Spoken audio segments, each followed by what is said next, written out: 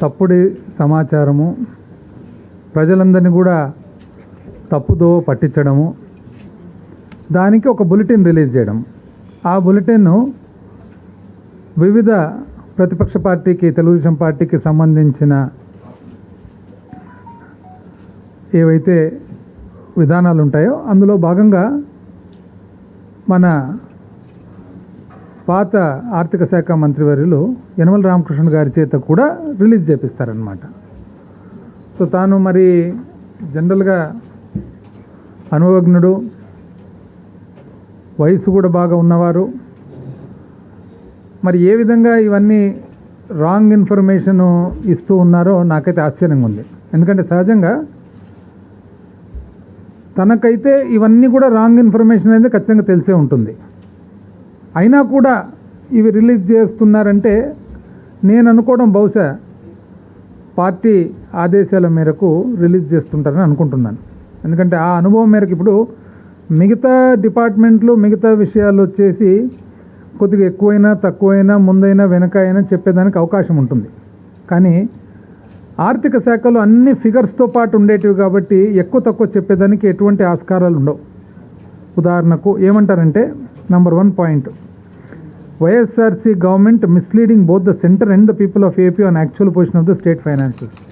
అంటే వైఎస్ఆర్ కాంగ్రెస్ పార్టీ తప్పుదోవ పట్టిస్తుందంట కేంద్రానికి కానీ ఆంధ్రప్రదేశ్ రాష్ట్రానికి కానీ ఆర్థిక పరిస్థితి మీద. రెండవది ఏమంటారు, చాలా ఎక్కువ అప్పులు తెచ్చారంట, మరి అది కూడా ఎక్కువ వడ్డీలకంట. మూడవది రిజర్వ్ బ్యాంకు శాంక్షన్స్ పెట్టిందంట. ఏది వేస్ అండ్ మీన్స్ అంటే మన ఓడి ఏదైతే ఉంటుందో వాటి మీద శాంక్షన్స్ అంట. ఎన్ఆర్ఈజిఎస్ తర్వాత ఇతర central sponsored schemes, Jal Jeevan mission ఇటువంటివన్నీ కూడా మరి రాష్ట్రం సరిగ్గా నిర్వహించడం లేదంట. కాబట్టి కేంద్రము ఆర్థిక వాటి బాగా అందజేయడం లేదంట. భాగం 6,000 కోట్లు 14-15వ ఆర్థిక సంఘంకు సంబంధించిన గ్రాంట్ ఏదైతే ఉందో అది కనపడడం లేదంట.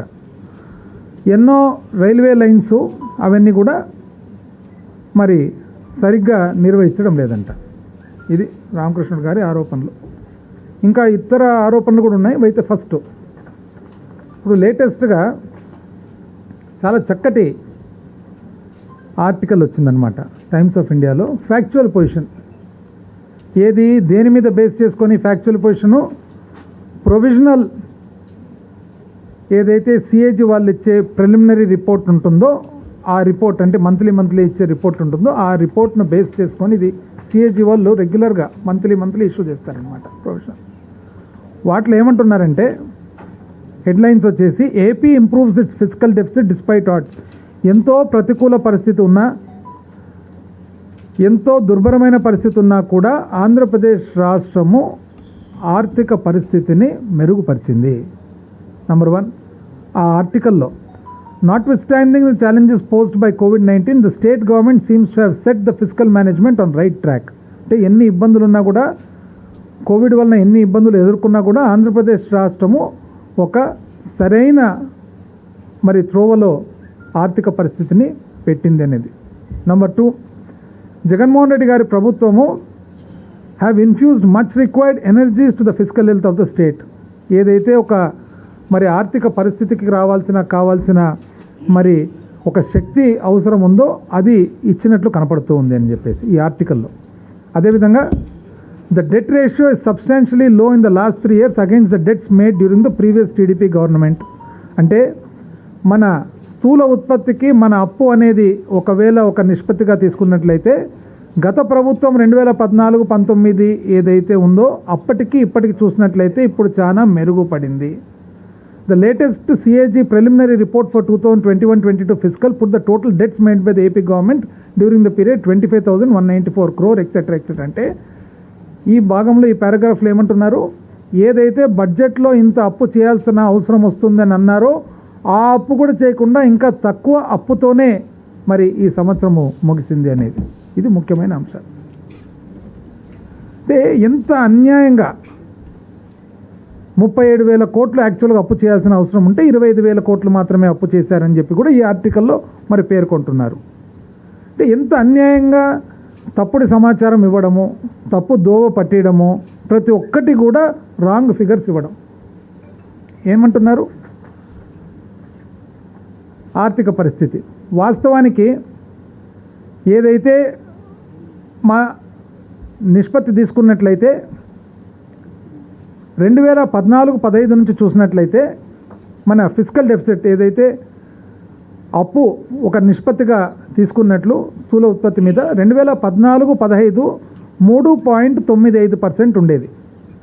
15-16కు వచ్చేటప్పటికి 3.65, 16-17కు వచ్చేటప్పటికి 4.52, 17-18కి వచ్చేటప్పటికి 4.12, 18-19కి వచ్చేటప్పటికి 4.06, 19-20కి వచ్చేటప్పటికి 4.11, 20-21కి వచ్చేటప్పటికి 5.44, 21-22కి వచ్చేటప్పటికి 2.10. దాదాపు భారతదేశంలో one of the best performing state. అంటే ఆంధ్రప్రదేశ్ రాష్ట్రము పునర్వ్యవస్థీకరణ జరిగినప్పుడు 3.95 నుంచి కన్సిస్టెంట్గా 4, అంటే 95 తీసుకున్నా 65 తీసుకున్నా ఇంచుమించు 4. ఒక్క కోవిడ్ పరిస్థితుల్లో మాత్రం ఈ ప్రభుత్వం ఏర్పాటైన తర్వాత 5కు పోవడం జరిగింది కోవిడ్ పరిస్థితుల్లో. మరి ఈరోజు 2.10. అంటే దీనివల్ల ఏమి మనకు అర్థమవుతుండేది? తెలుగుదేశం పార్టీ ముఖ్యంగా మాజీ ఆర్థిక శాఖ మంత్రి వర్యులు శ్రీ యనమల రామకృష్ణుడు గారు చెప్పిన సమాచారము కరెక్టా కాదా అని చెప్పేసి ఈరోజు ప్రజలే దీన్ని బట్టి చూడాలి. మరి తెలుగుదేశం పార్టీ చెప్పే ప్రకారము చాలా ఇబ్బందికరమైన పరిస్థితుల్లో ఉంది ఆంధ్ర రాష్ట్రం అని. కానీ ఫిస్కల్ డెఫిసిట్ ఏదైతే మన అప్పు ఏదైతే ఒక నిష్పత్తిగా తీసుకున్నట్లయితే, లోటు ఏదైతే నిష్పత్తిగా తీసుకున్నట్లయితే 2.10. భారతదేశంలో one of the best performing states. నిజం చెప్పాలంటే ఆర్థిక సంఘం ఇచ్చిన లిమిట్స్ కంటే కూడా చాలా తక్కువలో ఉన్నాం. అదేవిధంగా ఈరోజు వాళ్ళు చేసిన పరిస్థితికి ఆర్బీఐ కానీ, సెంట్రల్ గవర్నమెంట్ కానీ, బ్యాంక్స్ కానీ, ఫైనాన్షియల్ ఇన్స్టిట్యూషన్స్ కానీ, పార్లమెంట్ కానీ, పబ్లిక్ కానీ ఏ ఒక్కరి దగ్గరికి కూడా వీలైనంత శక్తి సామర్థ్యాలు పెట్టి ప్రతిపక్షం వాళ్ళు రాష్ట్రం మీద ఒక చెడ్డ అభిప్రాయం వచ్చేట్టుగా, బ్యాంక్స్ అన్ని, ఫైనాన్షియల్ ఇన్స్టిట్యూషన్స్ అన్నీ కూడా మనకు సహాయము అందించకుండా ప్రయత్నము, మరి అన్ని చోట్ల కూడా పార్లమెంట్ కానీ, ఫైనాన్షియల్ ఇన్స్టిట్యూషన్స్ కానీ ప్రతి ఒక్కరి దగ్గర పని కట్టుకొని మీడియా ద్వారా కానీ, ప్రత్యేకంగా వాళ్ళ పబ్లిక్ రిప్రజెంటేటివ్స్ కానీ పోవడము, మాట్లాడితే ఆంధ్రప్రదేశ్ రాష్ట్రం అప్పు, ఆంధ్రప్రదేశ్ రాష్ట్రం అప్పు. మరి ఫిస్కల్ డెఫిసిట్ 2.10 ఎట్లా వస్తుందండి? అసలు ఎంత అన్యాయంగా తయారైందంటే కేవలము ఈ రాష్ట్ర ప్రభుత్వము పరిపాలన చేస్తూ ఉంది, చక్కగా చేస్తూ ఉంది, కోవిడ్ను కూడా ఎదుర్కొంది, మరి సామాన్య మానవుడిని కాపాడుకుంది. మరి ఇవన్నీ చేస్తే వీరికి మంచి పేరు వచ్చిందంటే, గవర్నమెంట్కి మంచి పేరు వచ్చినా, ముఖ్యమంత్రి గారికి మంచి పేరు వచ్చినా మాకు ఉనికి ఉండదనే ఉద్దేశంతో చేసే దుష్ప్రచారం తప్ప వేరే కాదని చెప్పి భావిస్తూ ఉన్నాం. చాలా అసలు బాధతో భావిస్తున్నాం. పైగా ఎంత అధ్వానమైన పరిస్థితి అంటే వాళ్ళది. ఈరోజు controller and auditor general CAG ఇది ఇచ్చిన సిఏజీ రిపోర్ట్, సిఏజీని కూడా తప్పుపడుతున్నారు. అంటే ఎవరండి మీకు? పోనీ ఎవరిని నమ్ముతారు? ఒకానొకప్పుడు సిబిఐని తప్పుపడతారు, ఒకానొకప్పుడు కేంద్ర ఇన్స్టిట్యూషన్స్ అన్నిటినీ వ్యవస్థలను తప్పుపడతారు. మీకు సూటబుల్ అయితేనేమో అది కరెక్టు, మీకు సూటబుల్ కాకుండానేమో తప్పు. ఈరోజు సిఏజీ తప్పంట. అసలు ఎంత అన్యాయంగా మాట్లాడుతున్నది. సిఏజీ తప్పంట. ఏ రోజుకి కూడా 2 కలిస్తే 4 అవుతుంది, కానీ 2 కలిస్తే 3 కాదు, 5 కాదు. ఇది వాళ్ళు కనుక్కోవాలి. అసలు అప్పు చూసినట్లయితే పునర్వ్యవస్థీకరణ జరిగినప్పుడు 1,20,500 కోట్లు సుమారుగా ఉన్నట్లయితే అది 2,68,200 కోట్లు సుమారుగా గత ప్రభుత్వంలో చేయడం జరిగింది. అదేవిధంగా గ్యారంటీస్ ఏదైతే పబ్లిక్ సెక్టర్ అండర్టేకింగ్స్ ఉంటాయో, ప్రభుత్వ రంగ సంస్థలు, ఆ గ్యారంటీలు మే 2019కి గాను 39,000 కోట్లు కట్టవలసినది ఇంచుమించు 40,000 కోట్లు ఉండగా గ్యారెంటీలు వచ్చేసి 59,200 కోట్లు మే 2019కి ఉండడం జరిగింది. మరి అదే తెలుగుదేశం ప్రభుత్వము 2014లో వాళ్ళు పగ్గాలు తీసుకున్నప్పుడు గ్యారెంటీలు కేవలం 14,000 కోట్లు. 14,000 కోట్ల నుంచి వాళ్ళు 59,000 కోట్లకు పెంచడం జరిగింది. మరి ఇంచుమించు 40,000 కోట్లు సుమారుగా ఇటువట్లో బిల్లులు కట్టకుండా పెండింగ్ పెట్టిపోవడం జరిగింది. ఈరోజు అప్పు అంటున్నారు. అప్పు చూసినట్లయితే గత ప్రభుత్వం 2014-15 సంవత్సరము మరి పెరుగుదల చూస్తే 19.46% వాళ్ళ పెరుగుదల ఉండగా ఈ ప్రభుత్వంది 15.77%. అంటే వాళ్ళు ఇంచుమించు 19.5% పెరిగితే ఈ ప్రభుత్వం 15.5% పెరిగింది.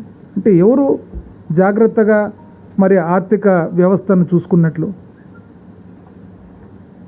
పైగా ప్రతి ఒక్కసారి కూడా యనమల రామకృష్ణుడు గారు ఈ ప్రభుత్వాన్ని గత ప్రభుత్వంతో పోలుస్తారు.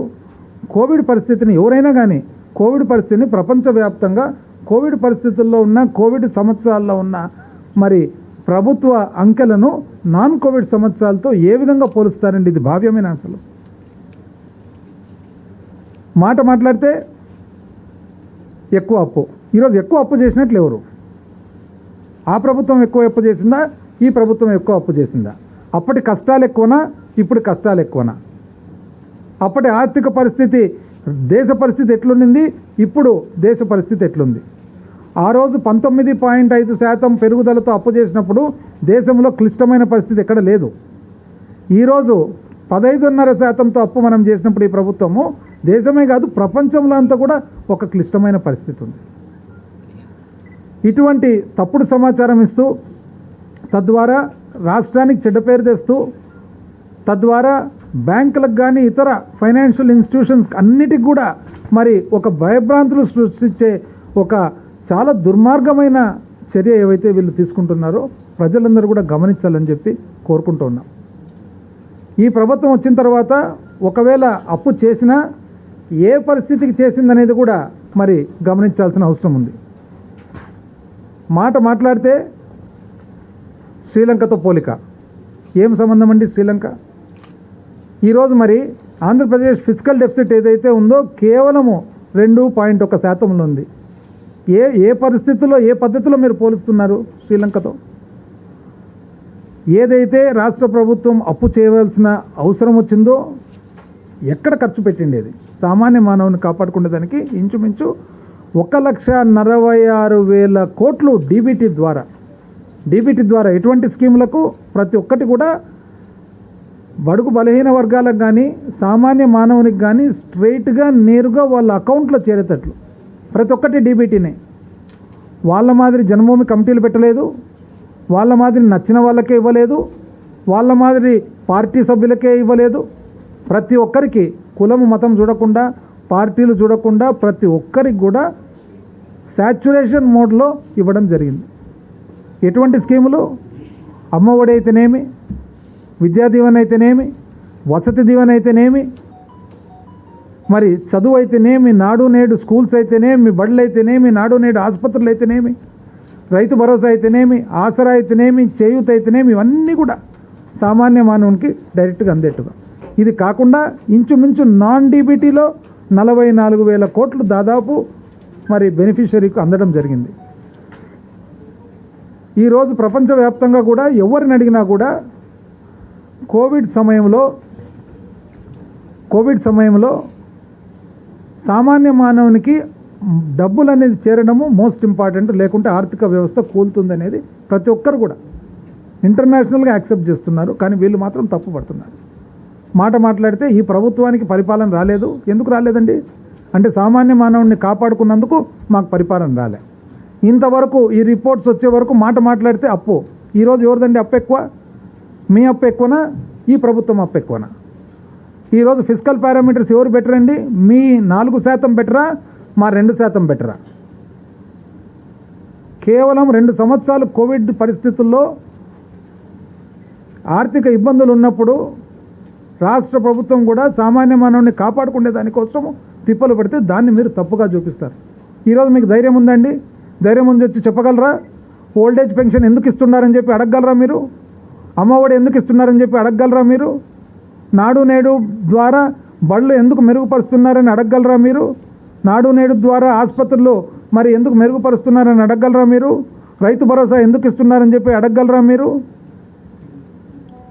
ఆసరా మీ మాదిరి అబద్ధాలు చెప్పకుండా నిజంగానే పొదుపు అక్క చెల్లెమ్మల అప్పు మాఫీ చేయడము ఎందుకు చేస్తున్నారని చెప్పి అడగగలరా మీరు? చేయూత ఎందుకు ఇస్తున్నారని చెప్పి అడగగలరా మీరు? మీరు ఏది కూడా సామాన్య మానవునికి సంబంధించిన ఏది కూడా మీరు అడిగేదానికి మీకు హక్కు లేదు. మీకు ఆ మారల్గా నైతికంగా ఉన్న స్తోమత లేదు. కేవలం బురద జల్లడం ఒకటి. ఈరోజు మీ బురద జల్లేది కూడా ఈ రిపోర్ట్ల ద్వారా, లేటెస్ట్ ఆర్థిక పరిస్థితి ద్వారా బట్టబయలై మీ పరిపాలన కంటే ఈ ప్రభుత్వం పరిపాలన బ్రహ్మాండం అని చెప్పి తెలియజేస్తా ఉన్నా. ఎన్ఆర్ఈజీఎస్ అంటున్నారు, రైట్? చూద్దాం అది కూడా. ఎన్ఆర్ఈజీఎస్ 2014-15 నుంచి 18-19 వరకు చూసినట్లయితే టోటల్గా 5 సంవత్సరాలకు గాను 27,340 కోట్ల పని మీరు చేయడం జరిగింది. ఈ ప్రభుత్వం 2019-20 నుంచి ఈవెన్ కోవిడ్ సంవత్సరాలు 2 సంవత్సరాలు లెక్కేసుకొని కూడా ఇప్పటికే 27,448 కోట్లు జరగడం. అంటే 3 సంవత్సరాల్లో వాళ్ళు 5 సంవత్సరాల్లో చేసిన ఎన్ఆర్ఈజీఎస్ పని ఈరోజు చేయడం జరిగింది. ఏ విధంగా చెప్తున్నారండి? మీరు ఎన్ఆర్ఈజీఎస్ సరిగా చేయడం లేదు కాబట్టి కేంద్ర ప్రభుత్వం నుంచి డబ్బులు రావడం లేదని. ఎన్ఆర్ఈజీఎస్ చేయకుండా కేంద్ర ప్రభుత్వం నుంచి డబ్బులు రాకుండానే మళ్ళీ మీ 5 సంవత్సరాల 27,500 కోట్ల పని మేము ఇక్కడ 3 సంవత్సరాలు చేసేదానికి వీలు పడిందా? మాట్లాడితే ఇంట్రెస్ట్ రేట్లు, వడ్డీ రేట్లు, మీరు ఎస్డిఎల్స్ వెయిటెడ్ యావరేజ్ చూసినట్లయితే మీరు చేసిన వడ్డీ రేట్లు 2014-15లో 8.6%, 2015-16లో 8.3%, 2016-17లో 7.5%, 2017-18లో 7.5%, 2018-19లో 7.4%, 2019-20లో 7.4%, 2020-21లో 6.6%, ఈరోజు 2020-21లో 7.1%. అంటే ఎవరు ఎక్కువ రేటుకు అండి అప్పు చేసిండేది? మీరు 8.6, 8.3 మీరు అప్పు చేస్తే మేము కేవలం 7.1కి చేయడం జరిగింది. అప్పుడు ఏ విధంగా మీరు మాట్లాడుతున్నారు? అంటే కేవలం మీ దగ్గర ఒక మీడియా శక్తి ఉంది కదా అని చెప్పేసి ఈ విధంగా మీరు ప్రజలను తప్పుదోవ పట్టడం చాలా అన్యాయం అని చెప్పి ఈరోజు తెలియజేస్తా ఉన్నా. వడ్డీ రేటు వెయిటెడ్ యావరేజ్ చూసినట్లయితే ఎస్డిఎల్స్ మీద, స్టేట్ డెవలప్మెంట్ లోన్స్ మీద 2014-15 వాళ్ళు 8.6 అయితే, 15-16 8.3 అయితే, 16-17 7.5 అయితే, 17-18 7.5 అయితే, 18-19 8.4 అయితే, 19-20 7.4, 20-21 6.6 అండ్ 21-22లో 7.1. అంటే వాళ్ళు 8% పైన యావరేజ్గా వాళ్ళు 8% వడ్డీకి వాళ్ళు అప్పు చేస్తే 7% వడ్డీకి ఈ ప్రభుత్వం అప్పు చేయడం జరిగింది. వెయిటెడ్ యావరేజ్ కింద వెయిటెడ్ యావరేజ్, అందుకని that's called weighted average. Press conference అయిపోయిన తర్వాత నేను సర్ప్రైజ్ మధ్యలో డిస్టర్బ్ చేస్తే నేను ఎట్లా మాట్లాడాను. ఎలక్ట్రిసిటీ ఛార్జెస్ 15వ ఆర్థిక సంఘం 14వ ఆర్థిక సంఘము ఎక్కడికి పోయినాయి డబ్బులు అంట. కరెంటు బిల్లులు మీరు పెండింగ్ పెట్టిపోతే మీరు దాదాపు 30,000 కోట్ల అప్పు ఉండేది 60,000 కోట్లకు తీసుకొస్తే, మీరు బకాయిలు కట్టాల్సిన డిస్కామ్లకు పవర్ జనరేషన్ కంపెనీస్కు పెండింగ్ పెడితే, లోకల్ బాడీస్ పెండింగ్ పెడితే ఇంచుమించు 2,200 కోట్లు లోకల్ బాడీస్కు సంబంధించిన కరెంటు బిల్లులు కట్టడం జరిగింది. అంటే మీరు అడిగే ప్రశ్న కూడా ఏ విధంగా అసలు అంటే 6,000 కోట్లు వచ్చింది ఎక్కడికి పోయింది అంట. ఎక్కడికి పోయింది అంటే అంత సులభంగా ఉంటుందండి? బ్యాంకులో నా అకౌంట్ నుంచి మీ అకౌంట్కి 10 రూపాయలు మారితే రేపు పొద్దున అడుగుతారు ఎక్కడి నుంచి మారింది అనేది. అంటే చాలా సునాయాసంగా, చాలా ఈజీగా ఏవంటవి మాట్లాడడం అనేది చాలా తప్పు. మరి పన్ను ఒకానొకప్పుడు ఏమన్నారు? మీకు పరిపాలన రాదు, మీకు పన్ను వసూలు రాలేదు. ఈరోజు పన్ను వసూలు బాగా జరుగుతుంటే మీకు పన్ను బాగా వస్తుంది కదా, మళ్ళీ ఎక్కడికి పోతున్నాయి? పన్ను బాగొచ్చినా మీకు బాధనే, పన్ను బాగా రాకున్నా మీది ఒక విమర్శ. ఎంత అన్యాయంగా చూడండి. ఈరోజు 19-20 ప్రభుత్వం ఏర్పాటైనప్పటి నుంచి దాదాపు 14-15 నుంచి వచ్చిన పన్నే పెరగకుండా వచ్చింది. ఎందుకు పెరగకుండా వచ్చింది? ఆర్థికంగా మరి స్లోడౌన్ కావడము, కోవిడ్ రావడం. ఈరోజు వెంటనే పన్ను శాతం పెరిగింది. పన్ను బాగా పెరుగుతుందంటే రాష్ట్ర పరిస్థితి బాగున్నట్లా బాగలేనట్లా అని చెప్పి ఈరోజు మరి యనమల రామకృష్ణ గారిని అడుగుతూ ఉన్నామన్నమాట. అదేవిధంగా physical deficit as percentage to GSDP చూసినట్లయితే 14-15 5.96%, 15-16 3.58%, 16-17 4.42%, 17-18 4.03%, 18-19 3.85%, 19-20 3.67%, 20-21 కోవిడ్ సంవత్సరం 5.59%, వెంటనే 21-22 2.01%. ఈ ఫిగర్స్ చూసిన తర్వాత ఏ ఒక్కరికైనా అర్థమయ్యేది ఆర్థిక వ్యవస్థ, ఆర్థిక పరిస్థితి మరి నిర్వహణ ఏ విధంగా ఉంది అనేది. పోనీ ఈ ప్రభుత్వానికి పరిపాలన రాలే అని అంటారు చంద్రబాబు నాయుడు గారు. సార్ మీకు మాకు పరిపాలన చూద్దాం. మీరు బడ్జెట్ అంచనాలు ఎంత పెట్టినారు, యాక్చువల్ ఖర్చు ఎంత చేసినారు? 18-19 1,91,063 కోట్లు బడ్జెట్ అంచనా అయితే 1,64,841 కోటి ఖర్చు, అంటే 86.28%.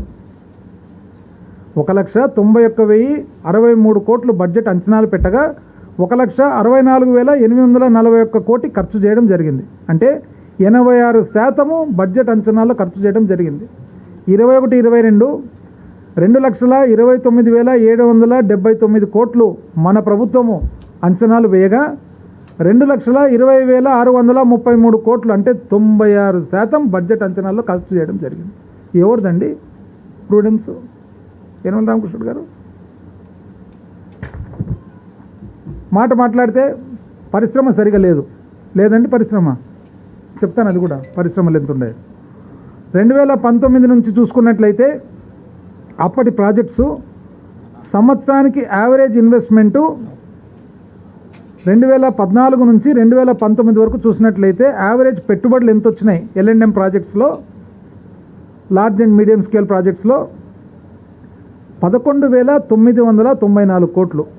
11,994 కోట్లు యావరేజ్ సంవత్సరానికి పెట్టుబడి వచ్చింది. 2019 నుంచి ఇప్పటి వరకు చూసినట్లయితే 13,201 కోటి యావరేజ్గా పెట్టుబడి వచ్చింది. పరిశ్రమ బాగలేదండి. అంటే మీ పరిపాలనలో 11,994 కోట్లు large and medium scale project సంవత్సరానికి వస్తే మా ప్రభుత్వంలో 13,201 కోటి వచ్చింది. ఎవరు ఎక్కువ అండి? పైగా దీంట్లో 2 సంవత్సరాలు కోవిడ్ పరిస్థితి. అదేవిధంగా ఎక్స్పోర్ట్స్, ఎగుమతి 19-20లో 7వ స్థానంలో ఉండగా 20-21కి వచ్చేటప్పటికి 4వ స్థానానికి ఆంధ్రప్రదేశ్ రాష్ట్రం పెరిగింది దేశంలో. ఏ విధంగా పెరిగిందండి? 17-19-20 మొత్తం ఎగుమతి 1,04,829 కోట్లు కాగా 20-21కి వచ్చేటప్పటికి 1,24,745 కోట్లు, అంటే 7వ స్థానం నుంచి రాష్ట్రము 4వ స్థానం పెరిగి ఈ సంవత్సరం ఇంకా కూడా పెరిగింది. అంటే ఈ విధంగా చూసినట్లయితే పరిశ్రమ పెట్టుబడులు ఈ ప్రభుత్వంలో ఎక్కువ వచ్చినాయి, పరిశ్రమ పర్ఫార్మెన్సు ఈ ప్రభుత్వంలో ఎక్కువ వచ్చినాయి, ఆర్థిక పరిస్థితి ఈ సంవత్సరంలో బెటర్ ఉంది, పన్ను కలెక్షను ఈ ప్రభుత్వం వచ్చినాక బెటర్ అయింది కోవిడ్ వదిలిపెట్టిన తర్వాత, అప్పు చేయడము ఈ ప్రభుత్వం తక్కువ, వాళ్ళు చేసిండేది ఎక్కువ శాతము, ఫిజికల్ పారామీటర్స్ ఏవైతే ఉన్నాయో మరి ఫిజికల్ డెఫిసిట్ ఏదైతే ఉందో ఈ ప్రభుత్వం బెటర్ ఉంది పోయిన ప్రభుత్వం కంటే, స్కీములు సామాన్య మానవుడిని కాపాడుకోవడము చేరడము ఈ ప్రభుత్వం మచ్ బెటరు పాత ప్రభుత్వం కంటే. ఏ పద్ధతిలో మాట్లాడుతున్నారండి? పైగా అన్యాయంగా తప్పుడు సమాచారం తీసుకుండేది, తప్పుడు లెక్కలు తీసుకుండేది, పేపర్లు ఎట్లంటే ఎట్లా రాసేది. ప్రతిరోజు ఒక ఆర్టికల్ అప్పు ఎవరిదండి అప్పు? ఈ లెక్కల ప్రకారం ఎవరిది అప్పు? ఈ లెక్కలన్నీ కూడా substantiated by CAG. Controller and auditor general ఇచ్చిన ఫిగర్స్ ఎప్పుడైతే ఈ ప్రభుత్వం పర్ఫార్మెన్స్ బాగుంది, ఈ ప్రభుత్వము మన వైఎస్ఆర్సీపీ జగన్మోహన్ రెడ్డి గారి ప్రభుత్వము ఈరోజు అన్ని విధాలకు కూడా ఆర్థిక పరిస్థితిని మెరుగుపరుస్తుందని వస్తుందో మీకు సిఏజీ మీద కూడా నమ్మకం లేదు. మీకు సిఏజీ మీద నమ్మకం లేదు, మీకు సిబిఐ మీద నమ్మకం లేదు, మీకు సిబిసి మీద నమ్మకం లేదు, మీకు ఎవరి మీద నమ్మకం లేదు. మీకు ఎవరి మీద నమ్మకం ఉంటుంది? మీరు కరెక్ట్ అని చెప్పే వాళ్ళు ఉంటే వాళ్ళ మీద మీకు నమ్మకం ఉంటుంది. దయచేసి అండి, మీరు యనమల రామకృష్ణుడు గారు అండ్ ఎంటైర్ ఈ తెలుగుదేశం పార్టీకి సంబంధించిన ఏదైతే ఈ తప్పుడు సమాచారం దుష్ప్రచార కమిటీ ఏదైతే ఉందో, దయచేసి మీరు ఏది చేసినా కూడా కరెక్ట్ ఫిగర్స్ ప్రకారం మాట్లాడండి. 2కు 2 కలిపితే ఏ రోజైనా 4 అవుతుందని, 3 కాదు 5 కాదు. Question of time. సమాచారం వచ్చిన తర్వాత ముందుకు వచ్చేటప్పటికి అన్ని బట్టబయలు అయితే దయచేసి మీరు ఇటువంటి రాంగ్ ఇన్ఫర్మేషన్ ఇచ్చి రాష్ట్రానికి భంగం కలిపియొద్దండి, రాష్ట్ర ప్రజలను భయపెట్టొద్దండి. మరి రాష్ట్రానికి సంబంధించిన ఆర్థిక వ్యవస్థను దెబ్బతీసి తద్వారా మీరేదో రాజకీయ లబ్ధి పొందుదామని చెప్పి అంతకంటే ఆలోచన చేయొద్దండి. ప్రజలందరూ కూడా విజ్ఞానవంతులు, ప్రజలందరూ కూడా అన్నీ చూస్తూ ఉంటారు. ఏ ప్రభుత్వము ఏ ప్రజలకు ఏం చేస్తుంది అనేది అందరికీ తెలుసు. ఒకరోజు లేటు కావచ్చు కానీ ప్రతి ఒక్కరు కూడా ప్రతి ఒక్కటి గమనిస్తారు. దయచేసి ఇటువంటి రాంగ్ ప్రాపగండా మాత్రం చేయొద్దండి. ఏదున్నా కూడా మీరు కరెక్ట్గా చేయండి, మంచి సలహాలు ఇవ్వండి. ఏదైనా కానీ మీరు డౌట్స్ ఉంటే ఎక్స్ప్రెస్ చేయండి, మేము క్లారిఫై చేస్తాం. అంతేగాని రాంగ్ ఇన్ఫర్మేషన్ మాత్రం దయచేసి చేసి ప్రజలను, రాష్ట్ర ప్రజలను, రాష్ట్రానికి భంగం కలిగేయొద్దని చెప్పి విజ్ఞప్తి చేస్తున్నాం.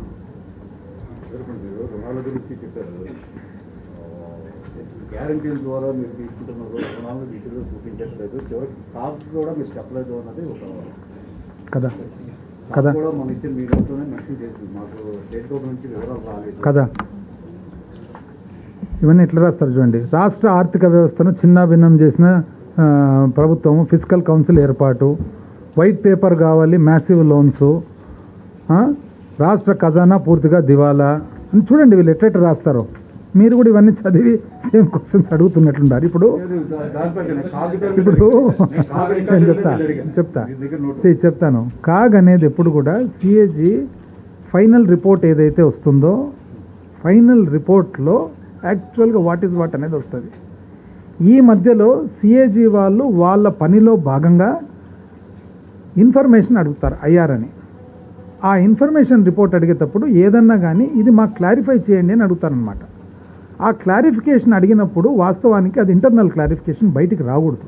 కానీ ఈ వ్యవస్థలో ఈ ప్రతిపక్ష పార్టీకి సంబంధించిన కొంతమంది ఆ ఇంటర్నల్ కరెస్పాండెన్స్ను బయటికి తీసి ఆ ప్రశ్న ఏదైతే ఉందో దాన్ని తీసుకొచ్చి ప్రజల్లోకి స్ప్రెడ్ చేస్తూ ఉన్నారు. ఎప్పుడైనా కానీ కాగ్ ఇచ్చినది ఫైనల్ రిపోర్ట్స్ ఏదైతే ఉంటాయో సిఏజీ రిపోర్ట్స్ లోపల కరెక్ట్గా ఉంటాయి తప్ప ఇన్ఫర్మేషన్ అడిగే దాంట్లో మనం దాని మధ్యలో కరెస్పాండెన్స్ తీసుకొని ఇది ఈ విధంగా ఉంది. ఇప్పుడు ఉదాహరణకు 40,000 కోట్ల బిల్లులు కనపడలేదన్నారు.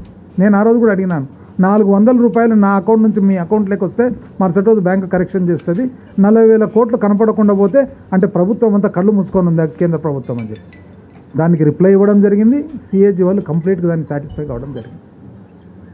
ఈరోజు రామకృష్ణ గారు చెప్తున్నారు ఆర్బీఐ ఏదో ఆంక్షలు విధించినారంటే చూపించండి నాకు, ఏం ఆంక్షలు విధించినారు చెప్పండి. మీరు వచ్చి ఏ ఒక్క ఆంక్ష విధించినది మీరు వచ్చి చెప్పండి. అసలు మీనింగ్లెస్ స్టాక్ అది ఆంక్షలు విధించారు. హై రేట్స్ ఆఫ్ ఇంట్రెస్ట్ అంట. ఇప్పుడు చెప్పినాను కదండి, 8% పైన యావరేజ్ వెయిటెడ్ వాళ్ళు తీసుకుంటే 7% యావరేజ్ వెయిటెడ్గా తీసుకున్నాం. మీరు ఇంతకుముందు అడిగిన ప్రశ్న, మనం లోన్ తీసుకునేటప్పుడు ప్రతి వారం కానీ ప్రతి నెల కానీ ఎప్పుడంటే అప్పుడు అనుకూలం ఉన్నప్పుడు తీసుకుంటాము, యావరేజ్ ఇస్తాం దాన్ని. వాళ్ళది ఒక్కొక్క సంవత్సరం చూసినట్లయితే 8.6, 8.3 అట్లా రాగా మనది 7. అంటే యావరేజ్గా వాళ్ళు 8% పైన వడ్డీకి వాళ్ళు తీసుకుంటే 7% వడ్డీకి మనం తీసుకోవడం జరిగింది. ఏ ఒక్కటన్నా దీంట్లో వాస్తవాలు ఎన్ఆర్జీఎస్ సరిగా తెలియదంట. 27,500 కోట్లు వాళ్ళు 5 సంవత్సరాలు ఖర్చు పెడితే 3 సంవత్సరాల్లో 27,500 కోట్లు ఖర్చున్నాం. ఎవరండి కరెక్టు? 15-14వ ఆర్థిక సంఘానికి సంబంధించిన డబ్బులు మాయమైతే అండి ఎక్కడన్నా డబ్బులు. కరెంటు బిల్లులకు లోకల్ బాడీస్ పెండింగ్ ఉంటే కరెంటు బిల్లులకు కొంతవరకు అడ్జస్ట్ చేసుకోవడం జరిగింది. నడికోడి శ్రీకాకుళం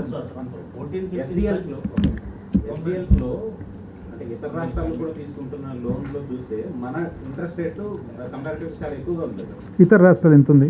ఇతర రాష్ట్రాల్లో 6% ఉంటే మనం 7%. మీరు నాకు చెప్పండి, నాకు ఒకసారి చెప్పండి ఒకటి ఏదన్నా కానీ విత్ ఇది నాకు దే హావ్ టేకెన్ ఎట్ 6 అని. మామూలుగా మనం బిడ్డింగ్ చేసేటప్పుడు ఇతర రాష్ట్రాలు తీసుకునేటప్పుడు ఆ పర్టికులర్ వారంలో అవసరాన్ని బట్టి స్టేట్స్ నుంచి bidding చేస్తాయన్నమాట.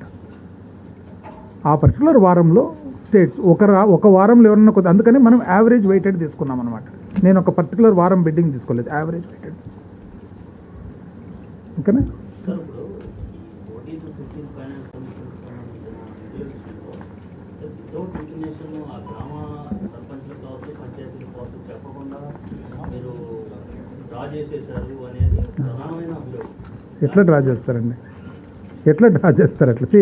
Government will take certain decisions అనమాట. ఇప్పుడు ఉదాహరణకు లోకల్ బాడీస్ చాలా బిల్స్ పెండింగ్ పడిపోయిన దాని వలన ఏమైందంటే somewhere you have to pay the discounts. ఎక్కడి నుంచి కట్టాలి? లోకల్ బాడీస్ యాక్చువల్గా కట్టాలి. ఇప్పటికీ కొంతమంది సర్పంచులు చెప్తున్నట్టు నిల్ బ్యాలెన్స్ జీరో బ్యాలెన్స్ చూపిస్తున్నది చాలా పంచాయతీలో. ఏ గ్రామంలో ఏ లోకల్ బాడీస్లో ఎక్కువ బిల్ ఇప్పుడు సపోజ్ ఉదాహరణకు మీ లోకల్ బాడీలో ₹1 కోటి కరెంటు బిల్లు పెండింగ్ ఉందనుకోండి, మీది 1 కోటి డిడక్ట్ అయ్యి ఉండొచ్చు. నా దాంట్లో 10 లక్షలే పెండింగ్ ఉందనుకోండి, నాకు ఆదాయం 50 లక్షలు వచ్చిందనుకోండి, 40 లక్షలు నాకు బ్యాంక్ బ్యాలెన్స్ వస్తుంది. అట్లా ఎప్పుడు ఇది యావరేజ్గా ఎట్టంటే అట్లా తీయడం కాదు. ఒక్కొక్క లోకల్ బాడీకి సంబంధించి ఆ లోకల్ బాడీకి ఎంత డబ్బులు వచ్చింది, ఆ లోకల్ బాడీ కట్టవలసినది ఎంత ఉంది, అట్లా చూసుకొని చేసినాను తప్ప. అప్పులు తక్కువ తెచ్చుకుంటున్నారు ఏదంటే ప్రభుత్వంతో పోలిస్తే అప్పులు తక్కువ తెచ్చుకుంటున్నారు. 21-22 సంబంధించి ఎన్ఆర్ఎఫ్ సీలింగ్ 42,000 crores పెడితే 55,000 పెంచమని చెప్పి సెంటర్ ఎందుకు అడగాలి? మనకు అలాట్మెంట్ మనకి ఏదైతే ఎలిజిబిలిటీ ఉందో అంత ఎలిజిబిలిటీ పెట్టుకుంటాం కదా. ఇప్పుడు ఉదాహరణకు మీరు ఉద్యోగం చేస్తున్నారు, మీ ఉద్యోగం చేసినప్పుడు మీకు ఒక ఇంటి అప్పు చేసుకునేదానికి మీ ఉద్యోగానికి మీ శాలరీ కలిసి మీ ఎలిజిబిలిటీ ఒకవేళ 50 lakhs ఉందనుకుందాం. బ్యాంక్ మిమ్మల్ని అసెస్మెంట్ చేసేటప్పుడు మీ ఎలిజిబిలిటీ 30 లక్షలే అంటే మీరేమంటారు? లేదంటే నా ఎలిజిబిలిటీ 50 lakhs నా శాలరీ ప్రకారం. నా ఎలిజిబిలిటీ పెట్టుకుంటారు. ఆ ఎలిజిబిలిటీని వాడుకుంటారు లేదని సెకండ్. మీరు చెప్పిన లెక్కల ప్రకారం మీరు చెప్పిన ఫిగర్స్ ప్రకారం చూస్తామంటే గత ప్రభుత్వంతో పోల్చుకుంటే చాలా చక్కగా ఫైనాన్షియల్ మేనేజ్మెంట్ అనేది చాలా చక్కగా ఉన్నట్టు. కానీ ప్రభుత్వ ఉద్యోగుల జీతాలు కావచ్చు, రిటైర్డ్ ఎంప్లాయీస్ సంబంధించిన పెన్షన్ విషయంలో కావచ్చు, గతంతో పోల్చుకుంటే దానికి పూర్తిగా చెప్తాను. దానివల్లే నో చెప్తానండి. ఉద్యోగస్తుల జీతాలు మాత్రము యావరేజ్గా 10 days పట్టేది ఇంతకుముందు. మనం అంతకంటే ఫాస్ట్గా 3 days 4 daysలో చేస్తున్నాం. కొంతవరకు పిఎఫ్లు, ఎన్కాష్ లీవ్స్ వాళ్ళ ఏవైతే ఉన్నాయో అవి కొంత డిలే అయిన మాట వాస్తవమే. ఎప్పుడు డిలే అయినవి? కోవిడ్ సంవత్సరం 2 years ఏదైతే ఉందో అప్పుడు బాగా ఆర్థిక ఇబ్బంది వచ్చినప్పుడు రీపేమెంట్ వాళ్ళకి ఏదైతే ఇవ్వాల్సి వచ్చిందో అప్పుడు డిలే అయిన మాట వాస్తవమే. శాలరీస్ డిలే కాలేదు. శాలరీస్ ఆ గవర్నమెంట్ పోల్చుకుంటే యావరేజ్ 10 days పట్టేది వాళ్ళకి డిస్బర్స్మెంటు, మనం 3 to 4 daysలో అయిపోతుంది అనమాట. ఇప్పటికి కూడా 1 or 2 people ఎవరన్నా కానీ మాకు లేట్ అయినాయి అంటున్నారు. ఏవి లేట్ అవుతున్నాయంటే కొన్ని అవుట్సోర్స్డ్ శాలరీస్ కానీ ఇంకోటి కానీ ఆ డిపార్ట్మెంట్ అప్లోడ్ చేయాలి. గవర్నమెంట్లో ఉండే శాలరీస్ ఏవైతే ఉన్నాయో అవి డైరెక్ట్గా వచ్చేస్తాయి. అవుట్సోర్స్ శాలరీస్ డిపార్ట్మెంట్లో అప్లోడ్ చేయాలి. అప్లోడింగ్లో లేట్ ఉండొచ్చు కానీ మన పేమెంట్లో లేట్ లేదు. కొంతవరకు ఏది ఎన్కాష్ లీవ్ కానీ మన ఏదన్నా హెల్త్కి సంబంధించినది కానీ అవి కూడా చాలా వరకు మొన్నటికే క్లియర్ చేస్తాం. ఇంకా కొద్దిగా ఉంది, ఆ కొద్ది కూడా క్లియర్ అయిపోయింది. ఉద్యోగులే కాదు, ప్రైవేట్ కాంట్రాక్టర్లు కూడా చెల్లించట్లేదు బిల్లులు అని చెప్పి వాళ్ళు చెప్తున్నారు కదా. చాలా ఆత్మహత్య చేసుకుంటున్నారు. ఇది సహజం, ప్రతి రాష్ట్రంలో వింటూ ఉంటాం ఇది. కాకపోతే లాస్ట్ 1.5 years డిఫికల్ట్ టైం. నేను చెప్పాను కదా ఇంతకుముందు కూడా, రామకృష్ణుడు గారు మంచి టైంను కూడా సువర్ణ యుగము అంత బాగా జరిగే టైంను కోవిడ్తో కంపేర్ చేసి మీరు సరిగా లేదంటే మనం ఏం చెప్పగలుగుతాం? Some deficiencies are there. Covid వలన ఇతర ఇబ్బందులు జరిగినాయి, అవన్నీ కూడా చక్కబడుతున్నాయి. మీరు నెక్స్ట్ ఇయర్కు మీరే చూస్తారు కదా, అంతా క్లోజ్ అయిపోయింది. Thank you.